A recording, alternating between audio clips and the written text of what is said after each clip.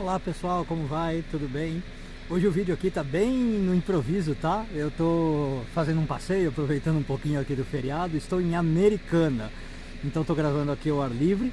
E hoje a gente vai falar um pouquinho da porção de Trumá, que apresenta um cenário repleto de simbolismos, né? Uma porção bastante importante.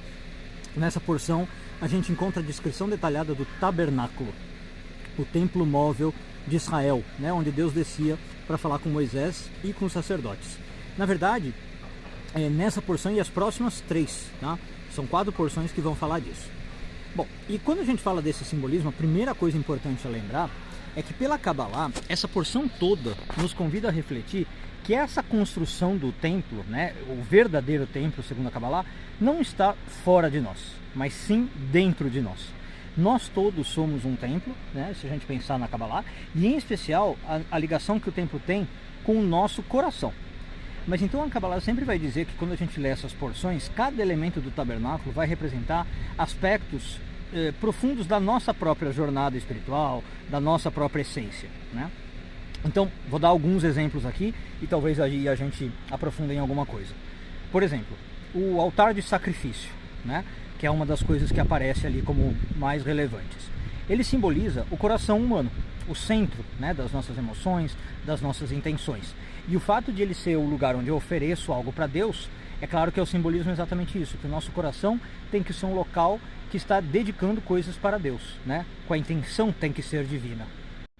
Já a Arca da Aliança, por exemplo, que ela ficaria ali no Santo dos Santos, representa, para a maioria dos cabalistas, o nosso próprio cérebro, onde a gente de fato pode ouvir a voz divina, receber uma inspiração divina, escutar Deus falando conosco. Então, quando a gente vai explorando, né, os ensinamentos cabalísticos dessa porção, a gente vai sendo levado a uma compreensão mais profunda de todos esses simbolismos presentes no tabernáculo, né? Outro que está me vindo aqui à mente, o candelabro de ouro de 7 braços, né? Segundo a Kabbalah, ele vai representar os 7 atributos emocionais que cada um de nós possui. São as 7 esfirot inferiores da árvore da vida, né?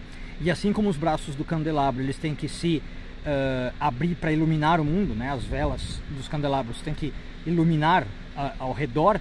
As nossas emoções, segundo a Kabbalah, têm que ser usadas para isso. Elas influenciam e moldam o mundo ao nosso redor. Então a gente tem que ter sempre certeza de que essas nossas emoções estão servindo de luz para o mundo, né? E não de escuridão. Assim como o candelabro, né? A menorá, a gente é chamado a irradiar essa luz, essa bondade, essas energias, vou chamar de positivas, né? Para que isso aplique-se ali no mundo ao nosso redor.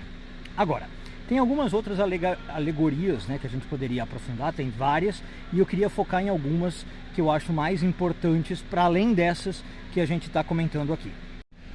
E o detalhe que eu queria focar nesse sentido, como eu falei, podíamos pegar vários, né, mas um que eu queria focar é se a gente voltar para o altar. Eu falei para vocês que o altar pode representar o nosso coração, né, a sede das nossas emoções, e como isso já implica que a gente tem que ter aí uma conexão com Deus. As nossas emoções e intenções têm que ser voltadas para Deus. Mas quando, por exemplo, essa porção vai falar do altar, ela vai fazer muito claro, vai deixar muito claro um mandamento de que tinha que ter um fogo sempre queimando nesse altar, né? E como é que isso pode ser entendido? Pode parecer uma lição, digamos, básica, mas é muito importante a gente relembrar. Esse fogo no altar, vai dizer a Kabbalah, representa a própria chama que queima dentro de nós, no nosso coração, e que é aquela vontade de viver. Não só a vontade de viver no sentido biológico, né? Eu quero estar vivo, eu quero fazer as funções reprodutivas da vida, né? Estamos falando aqui de umas coisas do tipo ter muita vontade de viver no sentido alegria, né? Sentir-se alegre por viver. O fogo aqui está representando um desejo ardente, uma chama ardente de viver. Quando a Torá vem e fala da importância de você manter um fogo ardendo sempre ali no tabernáculo, ela está falando disso. Você tem que estar sempre com uma boa disposição de vida, querendo viver, sentindo vontade de viver e alegria de viver. Vamos falar em termos mais práticos. É praticamente um pedido da Torá para que a gente não caia em estados muito tristes, deprimidos e sorumbáticos da vida, né? É claro que a gente vai cair, é claro que é normal a gente ter isso na vida, a gente é ser humano, a vida não é feita só de alegrias, é bobagem esperar isso, mas o ensinamento da Torá pedindo que esse fogo esteja sempre ardendo é nesse sentido, que ainda quando a gente tenha dificuldades, momentos de tristeza, momentos desse, a gente não pode esquecer desse fogo ardendo, né? E nesse sentido, talvez a Kabbalah diria que, ao contrário do que a gente pensa, muitas vezes a alegria não é o oposto da tristeza, né? Ou essa vontade de viver que eu estou falando. Muitas vezes eu posso estar um pouquinho mais amuado, vamos dizer assim, um pouquinho mais cabisbaixo, né?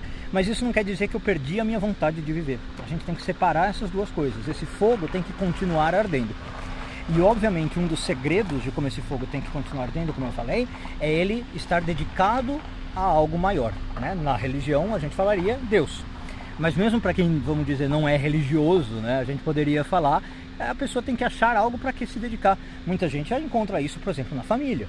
Muita gente encontra isso num relacionamento amoroso, no trabalho, na sua carreira, na sua missão de vida, né? Essas também são formas de fazer o nosso fogo ficar ardendo. Quando a gente faz isso, perceba, a gente está construindo um tabernáculo. A gente está construindo um altar dentro de nós. Então isso explica também por que a Torá vem com essas porções, né, explicando todos esses detalhes, para nós que vivemos hoje aqui no século 21, e a gente nem pode, na verdade, criar o templo, né? A gente nem pode criar um tabernáculo. Aqui fica muito evidente que a gente não está falando de nada literal. A Torá não está pedindo para a gente criar nada literal. São realmente metáforas, né? Símbolos para a gente aplicar na nossa vida. Então, eu queria agradecer a todos vocês por acompanharem esse vídeo. Aqui, como eu falei, um pouco no improviso, né, no meio aí do feriado, aqui diretamente de Americana. Espero vê-los na nossa próxima discussão, no nosso próximo vídeo. Como eu geralmente falo, convido vocês a comentar aqui no vídeo. Se vocês quiserem dar aí alguma reflexão, algum feedback, vou fazer o máximo que eu puder para responder e interagir com vocês.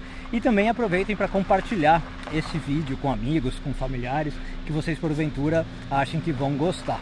E não esqueçam também, se inscrevam no canal, tá bom? Para continuar recebendo conteúdos como esse. Um beijo enorme, uma boa semana, Shavua Tov e tudo de bom.